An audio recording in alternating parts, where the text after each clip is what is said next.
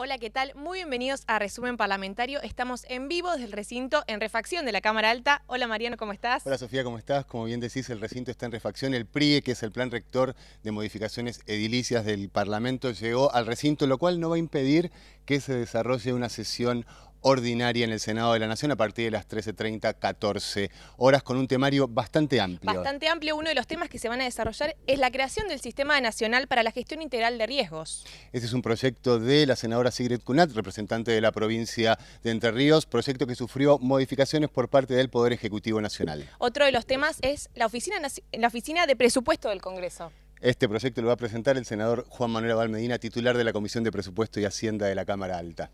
Otro de los temas es sobre los derechos de los discapacitados. Es un proyecto que viene en revisión de la Cámara de Diputados y es para que cuando se le entrega el carnet de discapacidad se les explique cuáles son sus derechos a los discapacitados. Otro de los temas es el Consejo Federal de Precursores Químicos también, Mariano. Proyecto de la senadora Sigrid Kunat y del senador Rodolfo Urtubey, y no es el único proyecto que se va a tratar sobre precursores químicos, sino que también se va a tratar la penalización del desvío de precursores químicos, un proyecto del Poder Ejecutivo Nacional dentro del marco del Plan Justicia 2020. Y también dentro del marco de Justicia 2020, y lo voy a leer porque es muy largo, es la unificación de los fueros de la Justicia Nacional en lo criminal de instrucción de la capital federal.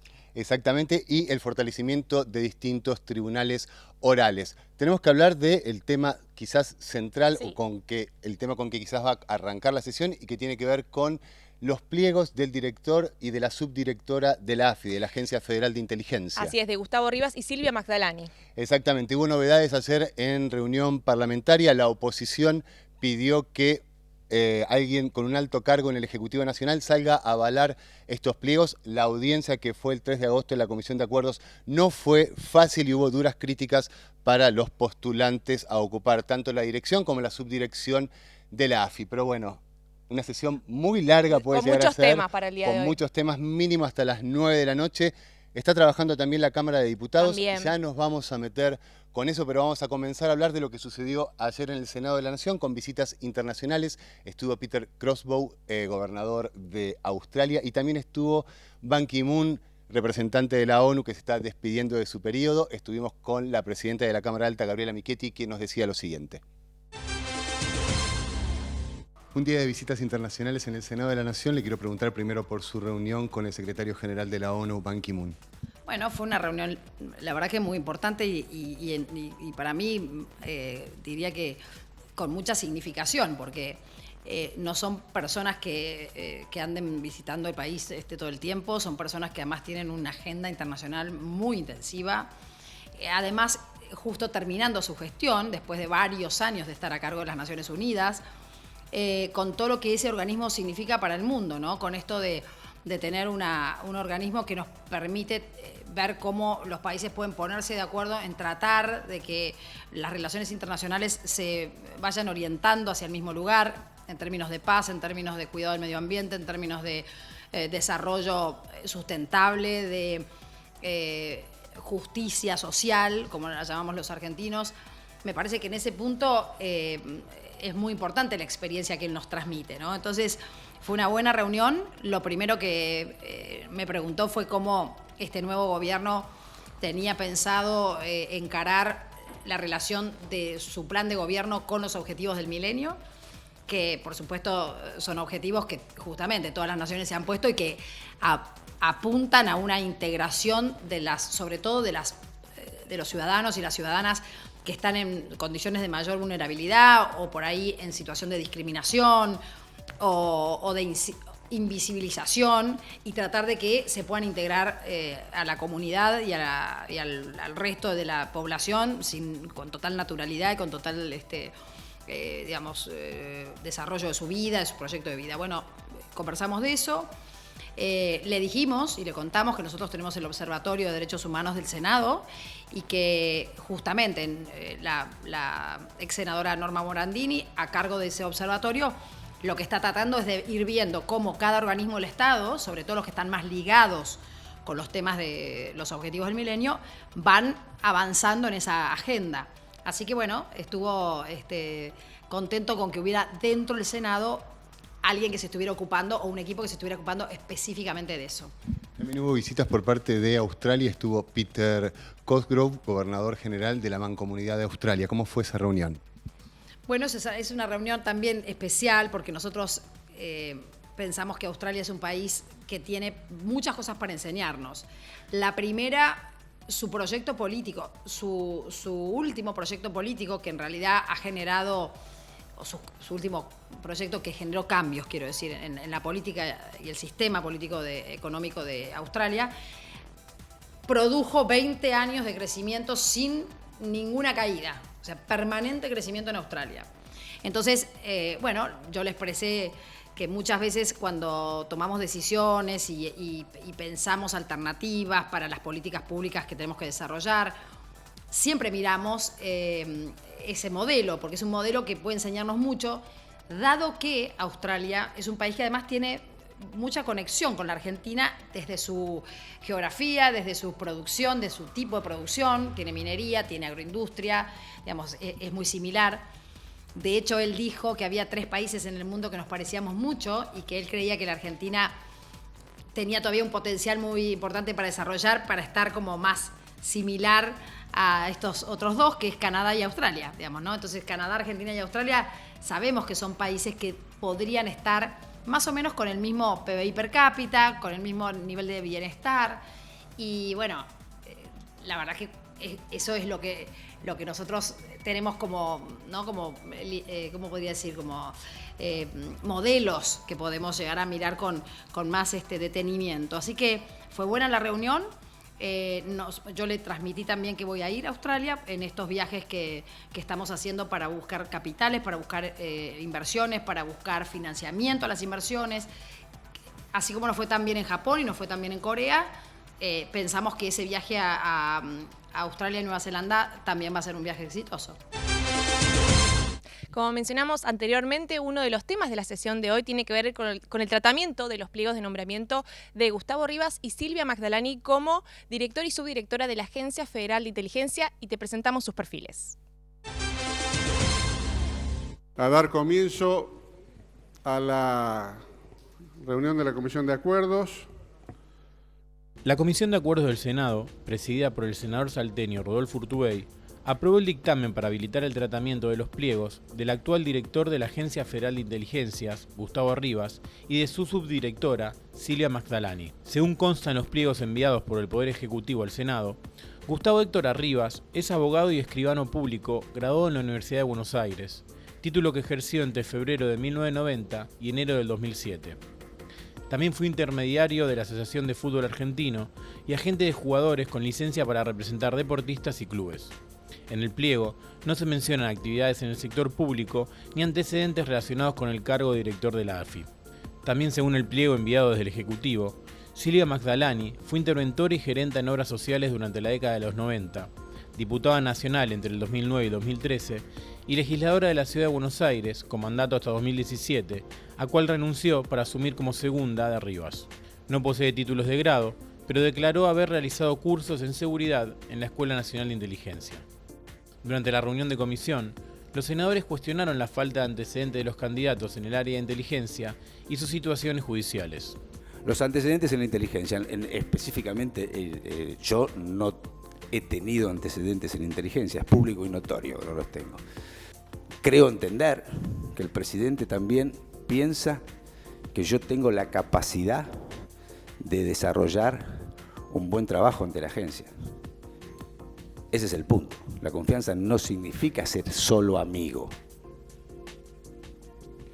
Lo importante es que él cree, y yo también, que tengo la capacidad de llevar adelante un buen trabajo en la agencia. Todas las causas que se me imputan en la oposición presentada, aunque sea fuera de término, a mí me da mucha alegría poder explicar que en las causas existentes, algunas no existen, pero en las que sí existen, he sido sobreseída por falta de delito, por inexistencia de delito. La única denuncia que yo tengo actualmente vigente es una denuncia que presentó el legislador de la Ciudad de Buenos Aires, el señor Vera. Estimo que pronto el juez dictará una resolución y no dudo, de ninguna manera dudo, que seré sobreseída o ni siquiera se abrirá una investigación respecto de todas estas imputaciones porque son todas absolutamente falsas.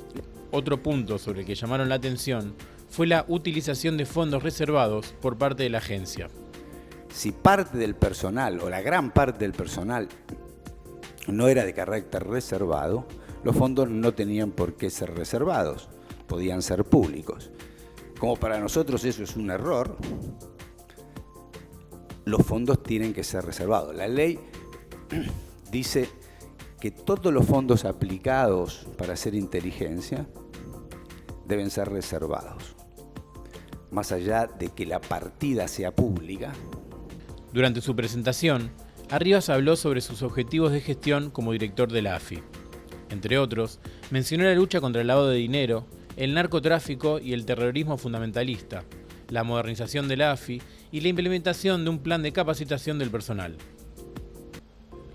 La AFI fue creada en el 2015 por la nueva Ley de Inteligencia, la cual establece que sus directores deben contar con la aprobación del Senado. Sin embargo, tanto Arribas como Magdalani ocupan sus cargos en comisión desde hace 7 meses, tras haber sido nombrados por un decreto del presidente Mauricio Macri.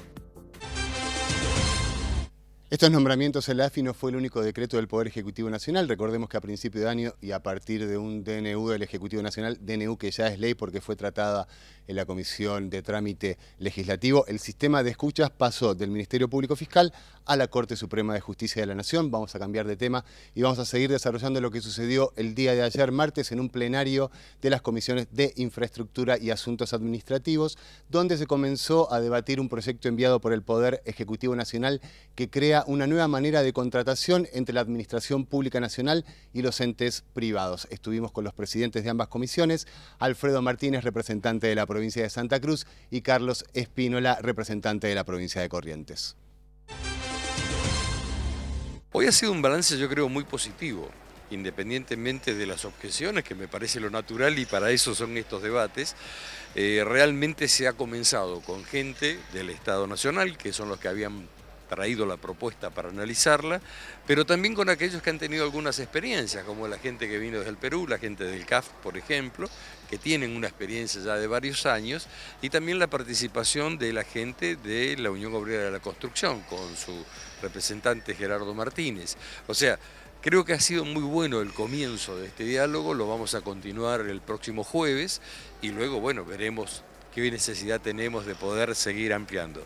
Hay una gran predisposición del gobierno para que esto pueda ser modificado, eso es muy importante, y hay mucha intención de muchos senadores y senadoras de querer hacer aportes para mejorar esta ley. Así que bueno, estamos en el buen camino.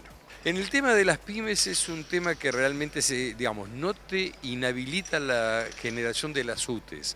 Para hacer obras de estas características se necesita una espalda financiera fuerte y habitualmente, tienen que ser pymes grandes para que la puedan tener. Lo bueno de esto es que está la adhesión a las provincias y las provincias pueden generar algún tipo de mecanismo de financiamiento a través de los PPP para obras de menor envergadura económico-financiera. Así que está, en la habilidad de dejar sentado, con más claridad quizás, pero no está inhabilitado, la participación de las pymes en estos proyectos. Bueno, el balance es primero proyecto de ley que envía el Poder Ejecutivo. El balance del debate me parece el objetivo de poder aportar, de poder escuchar al Poder Ejecutivo cuál es la ley, el proyecto de ley que han enviado y a la vez la experiencia de diferentes sectores, organismos de financiamiento internacional como la CAF y el BID, experiencias que se hicieron en otros países, también al secretario general de la UOCRA como una herramienta también de incorporar la visión y la expectativa que tienen y la recuperación y las necesidades que se tienen en el sector de los trabajadores, y fue positivo porque uno puede, sobre el debate, sobre las diferentes experiencias y sobre las inquietudes de los senadores, poder incorporar, poder analizar lógicamente hacia el futuro cuando la ley se tenga que tratar. Bueno, hay un pedido de varios senadores de ver algunos temas en particulares, algunos puntos para ver la posibilidad de modificarla. Seguramente esto es el debate que tienen las comisiones, en este caso una comisión en plenaria, y el jueves continuamos y si es necesario tomamos más tiempo para seguir debatiendo, para seguir incorporando de manera constructiva a una ley que es un proyecto de ley que es interesante. Es interesante y es moderna, como en otros países lo han aplicado, pero que entendemos que hay que debatirla y que seguramente habrá que corregir, hacer modificaciones con las inquietudes que muchos de los senadores han planteado. El viernes pasado, algunos de los integrantes de la Comisión de Ambiente y Desarrollo Sustentable del Senado de la Nación estuvieron presentes en la provincia de San Luis para tomar conocimiento sobre la emergencia ambiental que sucede en la cuenca del El Morro y su área de influencia. Nuestro equipo estuvo presente allí en la provincia cubriendo la actividad de los senadores y también estamos preparando un programa especial sobre lo que sucedió. Ahora vamos a escuchar la palabra in situ de los senadores Silvia Jacopo, Fernando Solanas, Daniel Pérsico y Liliana Negre de Alonso. El problema ambiental es un problema de todos los argentinos y estar hoy en San Luis viendo la experiencia y el abordaje que hizo la provincia sobre la problemática ambiental de la cuenca del río Morro es muy importante. Todo esto es consecuencia del cambio climático, es consecuencia también de la explotación desmedida del suelo, de un modelo también con agrotóxicos. Ni la naturaleza ni el suelo puede ser tratado de cualquier manera, cada uno tiene sus límites. Creo que todos tenemos que poner el esfuerzo para que esto se vaya solucionando, no es una solución fácil, no es de un día para otro, pero creo que la idea de forestar y de ir haciendo cosas como lo que estamos viendo es muy positivo. Lo importante es que se tome conciencia de lo que está pasando y de las soluciones que estamos tomando, que es un plan de forestación muy fuerte, muy impactante, muy agresivo. 3 millones de árboles vamos a plantar hasta febrero, 6.500.000 árboles pensamos en total, y que eso permite absorber la humedad del subsuelo, evaporarla y evitar, ¿no es cierto?, el levantamiento de las napas y el surgimiento de nuevas ramas de estos ríos, los desbordes, y el impacto sobre las ciudades y las comunidades. Hay que tratar de ayudar a la tierra y de contrarrestar toda esta degradación, volviendo a lo que era esto originariamente. Todo esto serán bosques naturales y bosques nativos. Cuando se producen estas cosas hay que rehacer rutas, hay que hacer defensas, hay que hacer canales para que sacar el agua en la dirección que sea la más apropiada, en fin, todas esas medidas, pero el tema es que cómo preservamos esto. Yo creo que la mejor defensa es la conciencia de los propios propietarios, productores, es una batalla esta cultural. Seguimos desarrollando lo que sucedió en la provincia de San Luis la semana pasada. Queremos destacar el trabajo de Florencia Giordano, cronista, y de Jorge Báez en cámara, quienes estuvieron a cargo de esta cobertura. Y ahora vamos a escuchar la palabra del ministro de la Cartera Ambiental de la provincia de San Luis, Jorge Molequer. Estamos muy honrados de la visita de la comisión, del presidente y toda la comisión que sesionó hoy en San Luis, ante una explicación que hicimos con anterioridad, que teníamos una problemática ambiental bastante grave en la provincia de San Luis, y bueno, a partir de ese momento empezamos un diálogo muy fructífero.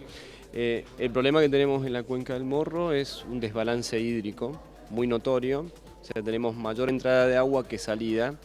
La manifestación física de ese desbalance es el surgimiento de ríos nuevos, grandes carcas, barrancas de unos 10-15 metros de profundidad por unos 30-40 metros de ancho, que arrastran una gran cantidad de sedimentos aguas abajo y terminan sedimentando los campos que están en la parte más baja de la cuenca del Morro.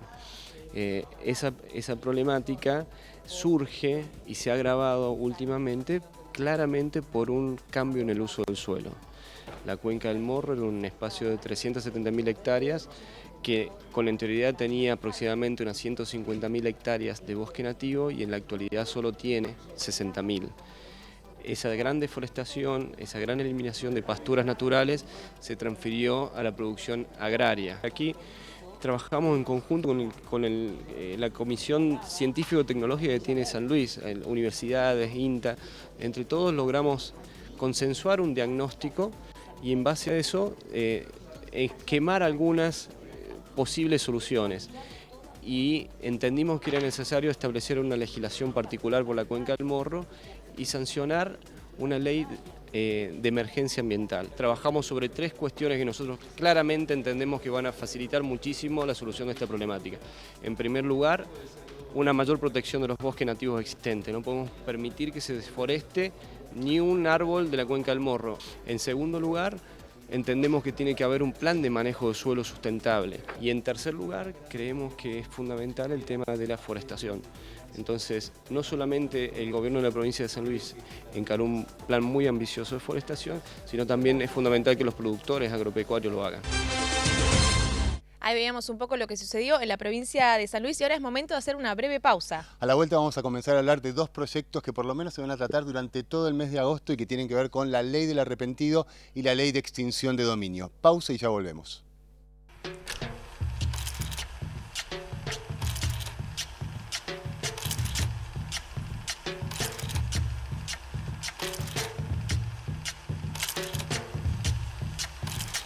José Ignacio Tames, sacerdote nacido en Tucumán y representante por su provincia. Clérigo y doctor en teología, fue canónigo de la Catedral de Salta y diputado a la legislatura tucumana durante el gobierno de Aráoz. Fue un hombre de profunda ilustración y de grandes influencias. ¿Querés estar conectado con lo que pasa en el Senado de la Nación? Seguinos en Facebook, Twitter y YouTube y entérate de todas las actividades.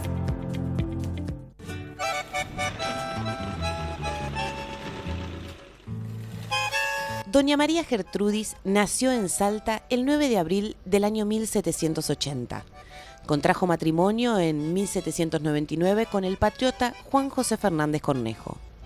Luego del triunfo del general Belgrano en la batalla de Salta, María Gertrudis recuperó la libertad. Sin embargo, la paz no duró mucho tiempo, ya que en el año 1814 debió soportar nuevamente el ataque realista en Campo Santo. Su resistencia heroica no fue suficiente y luego de ser amarrada a un algarrobo que aún es testimonio de aquel momento, fue llevada a pie hasta Jujuy. Nuevamente prisionera, encontró no obstante la manera de enviar informaciones a las fuerzas patriotas, dando cuenta de los movimientos españoles asentados en la vecina ciudad. Las autoridades realistas la condenaron a morir encerrada en el Socavón de Potosí, actual territorio boliviano. Pero la noche antes de ser trasladada logró fugarse. De nuevo en Salta, siguió contribuyendo con el ejército patriota, donando animales y víveres. En el año 1817 decidió trasladarse junto a sus hijas hasta Tucumán. El general Belgrano la nombró en el año 1818 a María Gertrudis teniente coronel, en mérito a sus grandes servicios a la nación. La misma falleció en Tucumán sumida en la pobreza. La fecha de su deceso no se ha mantenido hasta nuestros días. Nuevo bloque del resumen parlamentario en un recinto que se está refaccionando, pero que no impide que hoy se realice la sesión ordinaria a partir de las 13:30, 14 horas. Bueno, seguimos repasando las actividades más importantes de la semana y vamos a ver, la semana pasada comenzó también uno de los debates más importantes del año aquí en el Congreso de la Nación en el marco del Plenario de Justicia, Asuntos Penales y Seguridad Interior y Narcotráfico. Estamos hablando de las leyes del arrepentido, los proyectos de ley del arrepentido y extinción de dominio.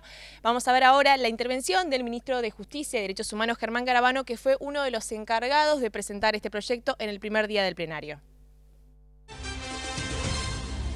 La verdad que fue una reunión muy positiva, es muy importante que el Senado aborde estos dos proyectos, son dos proyectos que han estado en la discusión pública, que es un reclamo de la comunidad y es bueno que el Senado se haya tomado con tanta seriedad y premura este abordaje de estos dos proyectos.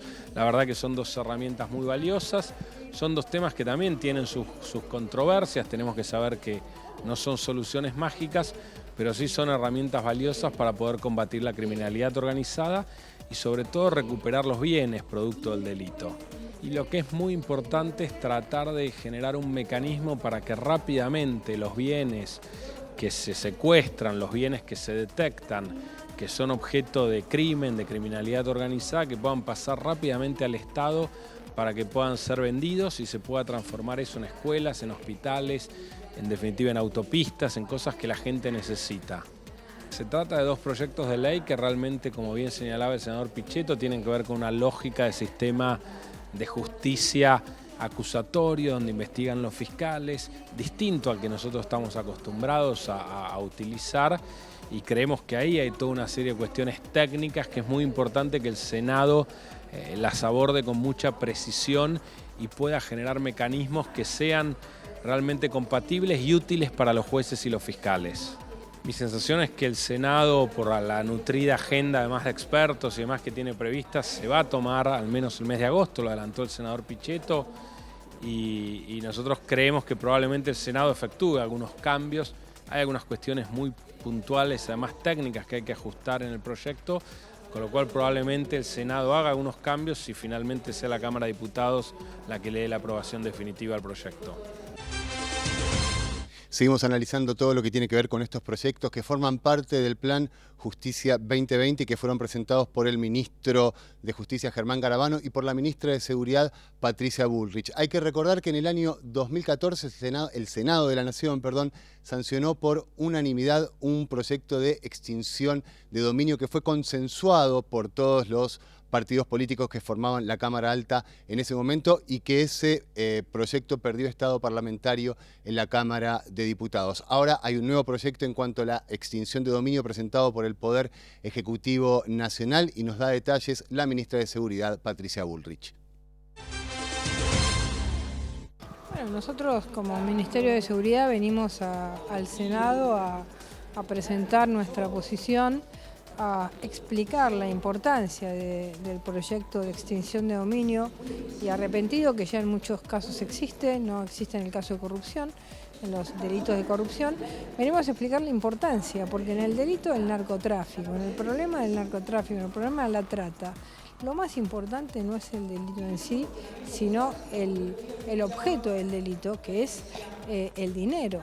Los elementos más relevantes son la posibilidad de poder sacarle los bienes que han sido comprados o adquiridos desde que tienen un origen ilícito, ¿no? Tanto en la corrupción como en el narcotráfico, la compra de bienes, de campos, de autos de origen ilícito, la originalidad de esta ley es poder sacarlos de manera inmediata, para que no puedan seguir operando con esos medios y además para que vuelvan a la sociedad, que es de donde sale ese dinero, ¿no? Nosotros venimos con ese proyecto. Hay senadores que tienen otro punto de vista, pero me parece que en el eje fundamental de decir saquémosle el dinero a los narcotraficantes, a los que tratan personas, a los que hacen contrabando de estupefacientes, a los corruptos, en eso parece haber un acuerdo. Ahora después lo veremos cuando se vote la ley, si el acuerdo es real o no, eso se verá después.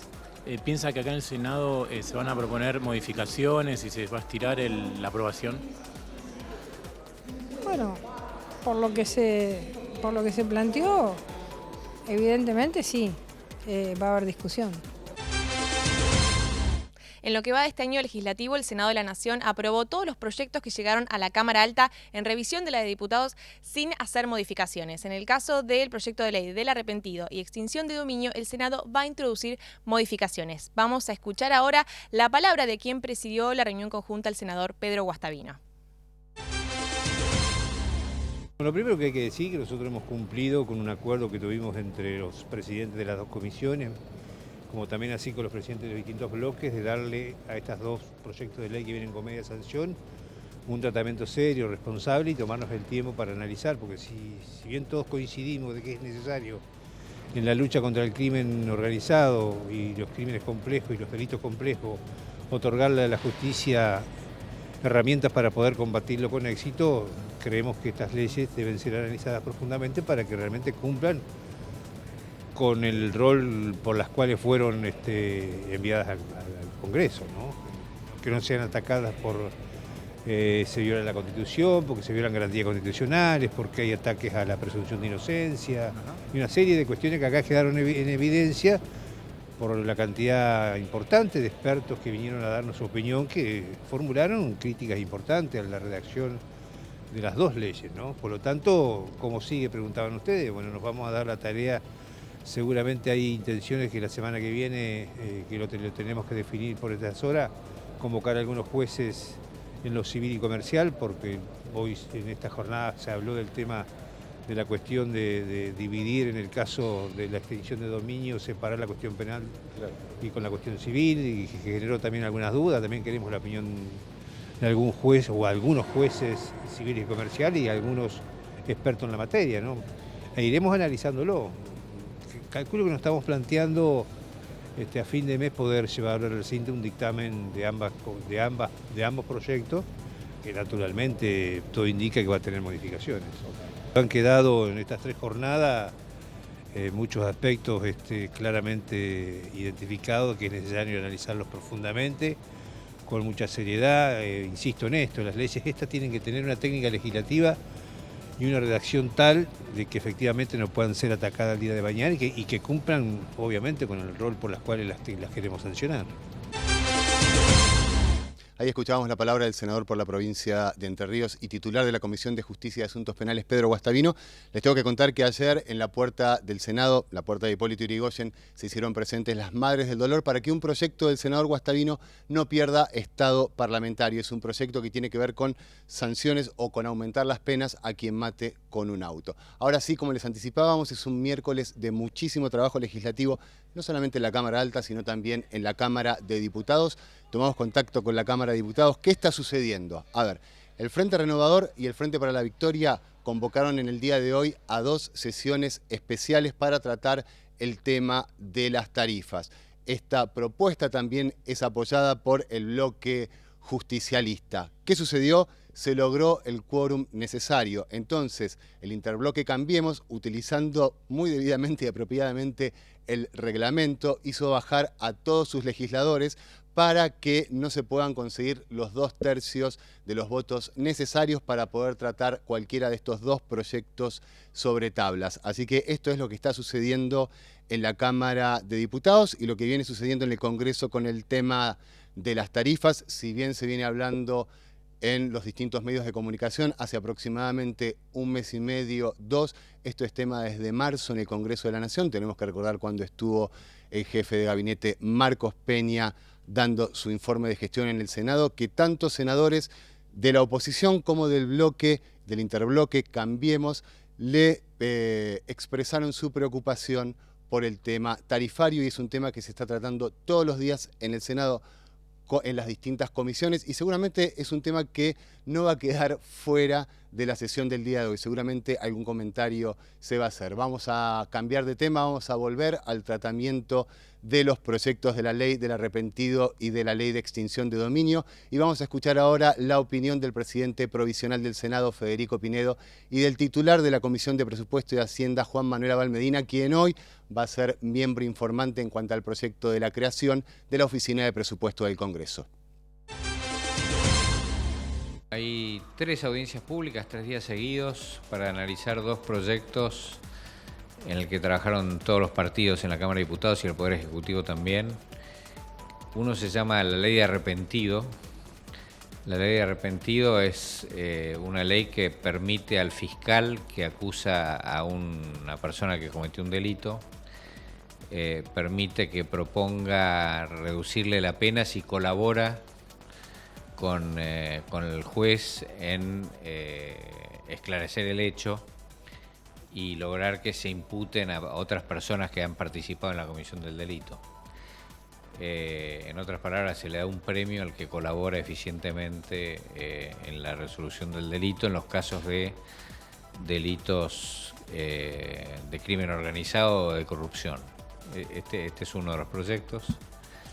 El otro proyecto es un proyecto complejo que se llama extinción de dominio. Esto quiere decir que cuando en ciertos delitos graves una persona es procesada por la comisión de esos delitos, típicamente narcotráfico, crimen organizado, corrupción, se puede extinguir el dominio que ellos tienen sobre determinados bienes que se presupone que son producto del delito.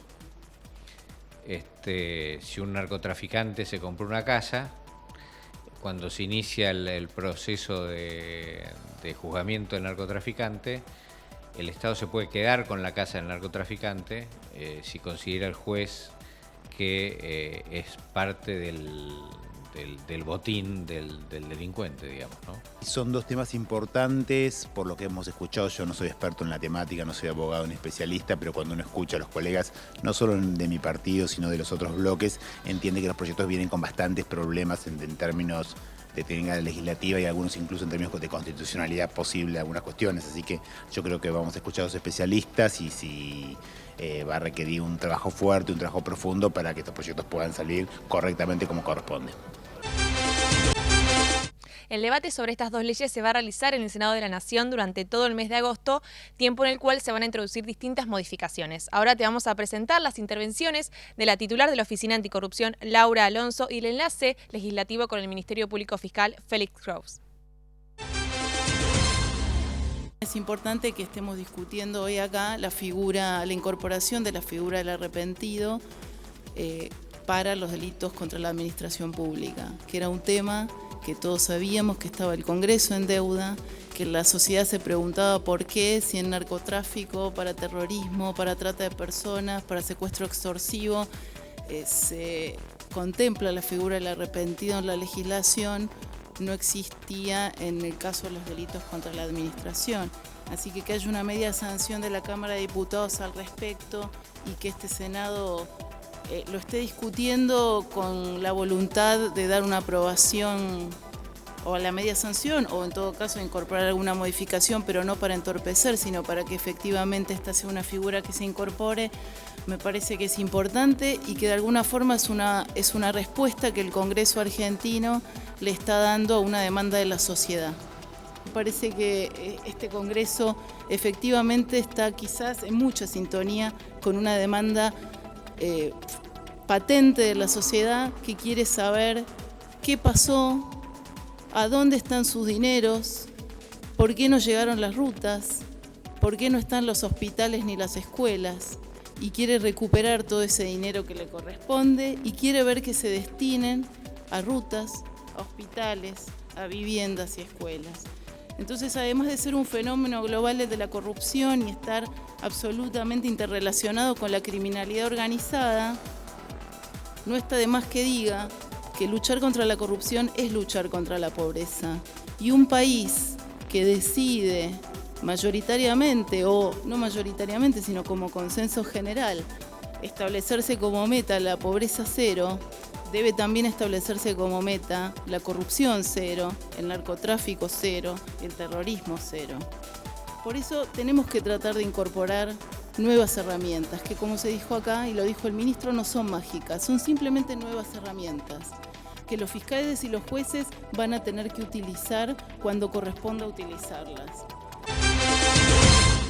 Esos son dos de los juristas más importantes de nuestro país, fueron ministros de Justicia y también fueron jueces en el histórico juicio a las juntas en el año 1985 y estuvieron en la audiencia pública sobre la ley del arrepentido y sobre la ley de extinción de dominio. Estoy hablando de León Arcelanian y del coordinador del programa Justicia 2020, Ricardo Gil Lavedra. Abrir a debate dos leyes que resultan sumamente trascendentes en la Argentina de hoy, pero que presentan aristas complejas y polémicas. Trae cosas ya peligrosísimas. La utilización por el fiscal de cualquier método de investigación. La utilización desembosada y sin regular del agente encubierto, del testigo de identidad reservada. Inaceptable me parece la retribución del 5% para el particular. Y acá hago un llamado de atención. Esto es una puerta de unos abusos extraordinarios. De que venga un particular o que aparezca un particular, a lo mejor en connivencia con algún funcionario, para firmar un acuerdo que él dio el aporte y luego se le homologue que tiene derecho al 5% de los bienes. Lo mismo las medidas cautelares que se inician en el comienzo de la investigación y de una latitud también enorme, sin precisar algún tipo de peligro, etcétera. A mi juicio, el Senado sancionó ya una ley sobre extinción de dominio.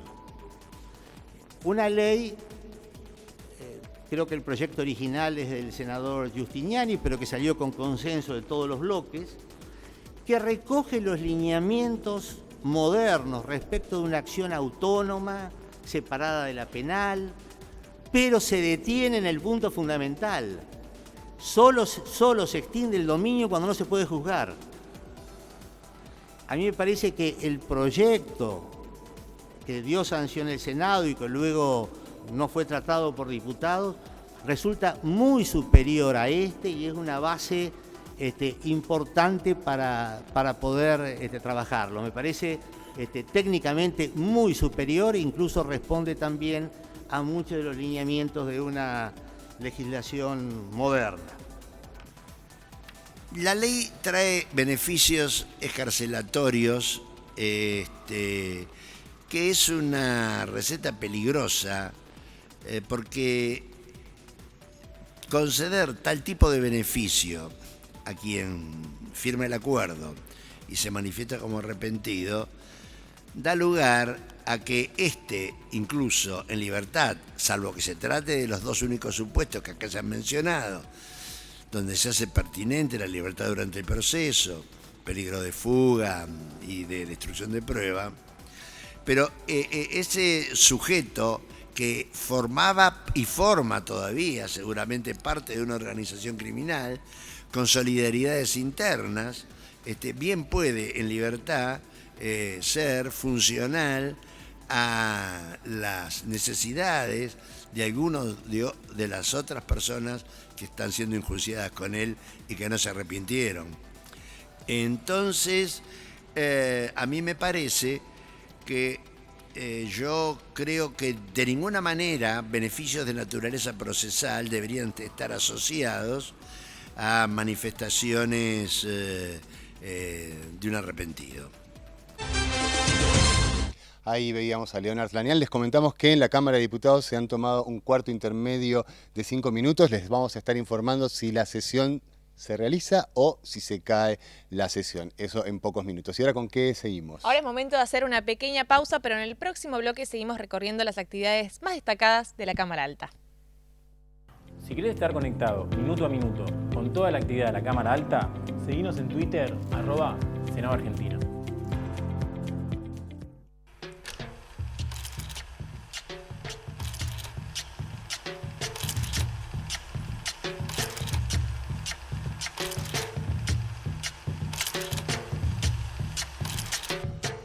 Pedro Francisco de Uriarte, clérigo y doctor en cánones nacido en Santiago del Estero y representante por su provincia.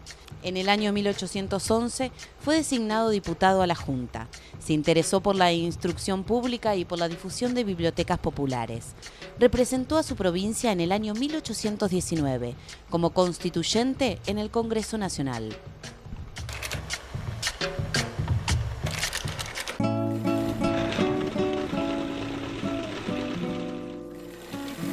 Magdalena Güemes de Tejada nació en Salta el 11 de diciembre del año 1787, hermana de Martín Miguel de Güemes.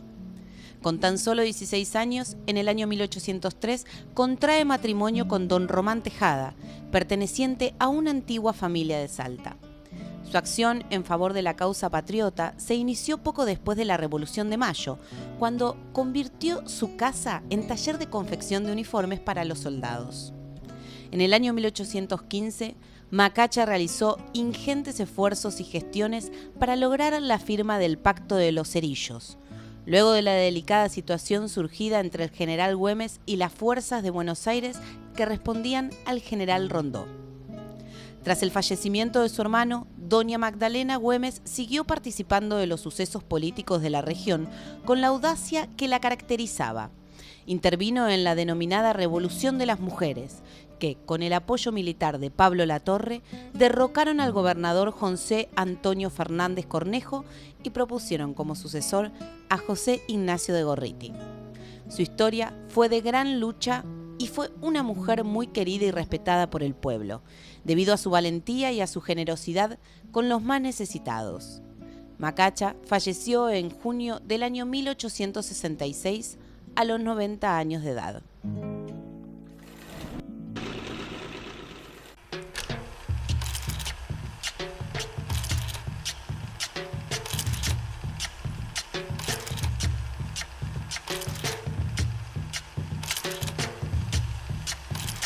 Tomás Manuel de Anchorena, comerciante nacido en la ciudad de Buenos Aires y representante por la misma ciudad, doctor en leyes por la Universidad de Charcas, fue un hombre de fortuna y un hábil político. Siguió la campaña del Ejército del Norte, fue secretario de Belgrano y lo acompañó en Tucumán y en Salta. Durante la primera administración de Rosas fue ministro de Gobierno y de Relaciones Exteriores.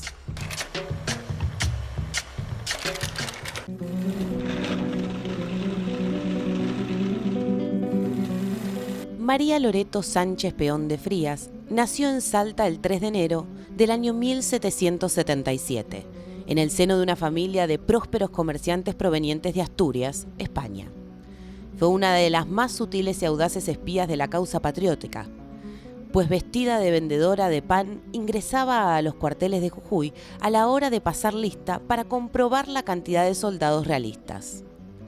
Ideó también originales métodos de comunicación a fin de mantener bien informada a la tropa patriota, como por ejemplo la cavidad que hizo abrir en un añoso algarrobo a la orilla del río Arias, a donde sus criadas depositaban los partes cuando iban a lavar la ropa. Por todo esto, se la conoció como el correo de la guerra gaucha. En el año 1805 contrajo matrimonio con Pedro José Frías, quien se sumaría posteriormente a la Revolución y recibiría importantes heridas de bala en la batalla de Tucumán. La pareja dio a luz a dos bravos héroes de la gesta independentista, el recordado teniente general Eustoquio Frías y el coronel Pedro José Peque Frías. Doña María Loreto falleció en la ciudad de Salta en el año 1870 a los 92 años de edad. Tercer y último bloque aquí en Resumen Parlamentario. Estamos en vivo desde el recinto de la Cámara Alta, recorriendo las actividades más destacadas del Senado de la Nación. Y una de las actividades destacadas del día de ayer fue una jornada organizada por la senadora Norma Durango, Marina Riofrío y Sandra Jiménez, que tiene que ver con una jornada de debate sobre trata de personas. Te vamos a presentar ahora la opinión de la senadora por la provincia de Tucumán, Beatriz Mirkin, y de Susana Trimarco, que con su fundación ya lleva rescatadas del flagelo que es la trata de personas en nuestro país a más de 8.000 mujeres. En la provincia de Tucumán, a la que yo represento, tenemos un caso emblemático y hoy va a participar acá la mamá de Marita Verón, así que quiero poder escuchar, aprender y también conocer cuáles pueden ser las medidas que podamos de estas jornadas sacar como conclusiones para mejorar las condiciones que ya venimos trabajando en la búsqueda de aquellos tratantes de personas y de mujeres especialmente. Para mí es un honor de estar hoy acá compartiendo con distintos expertos sobre esta temática. Verdaderamente a mí me tocó de lo más profundo de mi alma el día que la arrancaron a mi hija de mi vida, y mi compromiso es ese.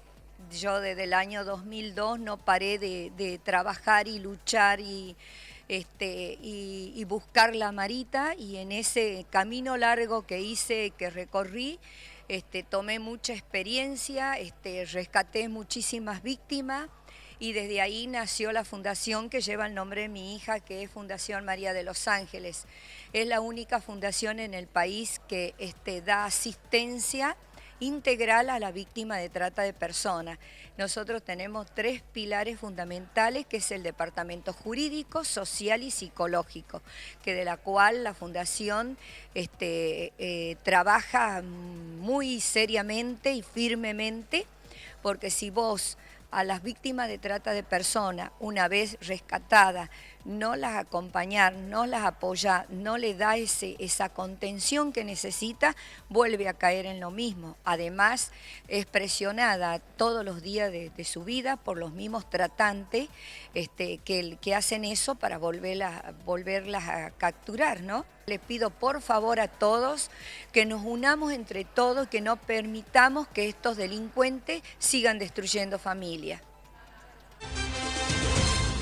También estuvieron presentes en esta jornada las senadoras Norma Durango y Sandra Jiménez, que nos dieron su opinión al respecto. Esta jornada surgió en nuestra relación también con los parlamentarios del Mercosur, porque estamos todos preocupados y ocupados por esta problemática que es una flagrante violación a los derechos humanos y que nosotros necesitamos visibilizar la problemática, porque más allá de las leyes, más allá de los programas, aquí lo que tiene que haber es un cambio cultural en la que podamos encontrar mecanismos para que la sociedad acompañe a esta problemática tan grave que estamos viviendo, no solamente en la Argentina, en América y también en el mundo. El desafío permanente de la legislación argentina en busca de la protección de la ciudadanía y de la inclusión con derechos es una obligación nuestra. En esa instancia, más desde un ámbito tan particular como es la representación femenina y sobre todo en un tema tan de tanta responsabilidad como es la trata de personas. Un delito tremendo, personalísimo, contra la vida y la libertad de generalmente mujeres, niñas y niños en nuestro país y en el mundo entero. La mayor cantidad de mujeres recuperadas de la trata de personas, mujeres y niñas, pertenecen a la provincia de Misiones. Y en eso hay todo un contexto sociocultural con el cual nosotros nos animamos a poner en la agenda como política de Estado y a trabajarlo desde el sinceramiento y la búsqueda real de la recuperación de nuestras mujeres, de nuestras niñas y la búsqueda real de la responsabilidad con absoluto sinceramiento aún brutal de lo que parece que está lejos pero que está ahí cerca nomás. Como siempre, la televisora del Senado vamos a ejercer la memoria y en este caso nos ayuda una jornada que realizó la Comisión de Cultura de la Cámara Alta en conmemoración de la Noche de los Bastones Largos. Recordemos que el 29 de julio de 1966, hace 50 años, el gobierno de facto de Onganía mandó a desalojar 5 facultades de la UBA que habían sido tomadas por docentes, graduados y alumnos que intentaban impedir la intervención en las universidades nacionales. En la siguiente nota, te damos los detalles del encuentro. La noche de los Bastones Largos, bueno, fue un mes de la caída de Ilia, que fue contra la universidad, a atacar la inteligencia, se atacó ciencias exactas, lo más fuerte que se atacó fue esa noche de los Bastones Largos, ciencias exactas, porque ahí estaba radicado lo que era el futuro de la Argentina, tecnológicamente hablando, ¿no? Fue criminal lo que hicieron, porque no es solo la universidad, liquidaron la actividad científica. Antes de la denominada Noche de los Bastones Largos, que toma el nombre de la famosa Noche de los Cuchillos Largos en Alemania, el nazismo, ¿no?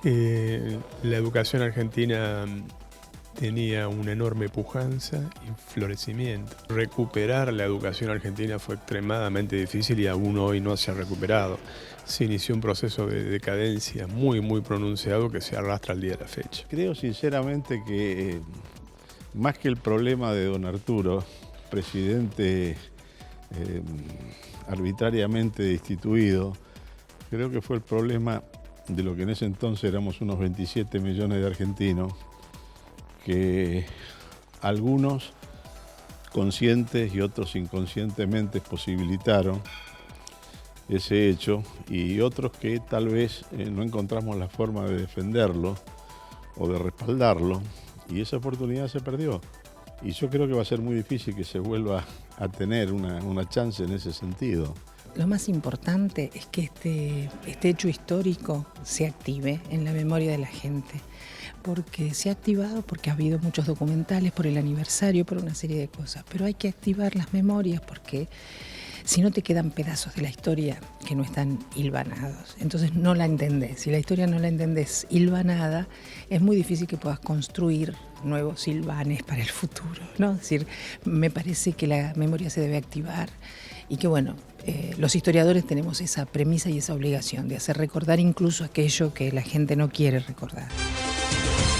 El Instituto Internacional de Derechos Humanos realizó una jornada conjuntamente con las autoridades de la Secretaría de Derechos Humanos de la Nación para avanzar en la creación de un código que legisle en esa materia. Es la reunión de seguir con el lanzamiento del Instituto Internacional de Derechos Humanos, que tiene sede en Estrasburgo, esto es a nivel latinoamericano, y hoy tuvimos la suerte de que hayan asistido autoridades de la Secretaría de Derechos Humanos de la Nación. Con ese motivo nos reunimos todos los consejos que integramos el instituto para hacer un plan de acción y poder trabajar de ahora en futuro en bien de los derechos humanos. Nuestro proyecto insignia, que es del que hemos hablado con más especificidad, es el de la aprobación de un código de derechos humanos. ¿Por qué un código de derechos humanos? Así como hay códigos civiles y códigos penales, pues porque la puesta en marcha de los derechos humanos es el gran desafío. Conocemos que hay tratados internacionales, convenciones, pactos, pero es muy difícil poner en marcha los derechos fundamentales y las garantías, y este Código de Derechos Humanos que estamos proponiendo a la Argentina, a Perú, a Colombia, a México, a Uruguay, a Costa Rica, pone en marcha los derechos humanos, lo cual es un desafío muy grande. Yo creo que esto es un espacio importante para trabajar en todas las áreas y poder trabajar a llegar a unos objetivos en común. Estamos terminando el resumen parlamentario del día de hoy. Dentro de muy pocos minutos va a comenzar la sesión en la Cámara de Senadores. Sigue el cuarto intermedio en la Cámara de Diputados. ¿Cómo hacen para comunicarse con nosotros o para vernos? Para volver a ver todos nuestros contenidos se pueden acercar a todas las redes sociales en Facebook, Instagram, Twitter y YouTube, si bien no me equivoco, Senado Argentina, y ahí nos van a encontrar. Este es un año de mucha memoria si pensamos que se cumplen 200 años de la Declaración de la Independencia, 100 años que llega Hipólito Yrigoyen a la presidencia de las primeras elecciones no fraudulentas de nuestro país, 50 años del golpe Arturo Illia y 50 años de la Noche de los Bastones Largos. Nosotros nos vamos a ir y los vamos a dejar en la continuidad de nuestra programación con el evento en conmemoración de la Noche de los Bastones Largos. Sofía, muchísimas gracias. Un placer, Mariana, acompañarte el día de hoy.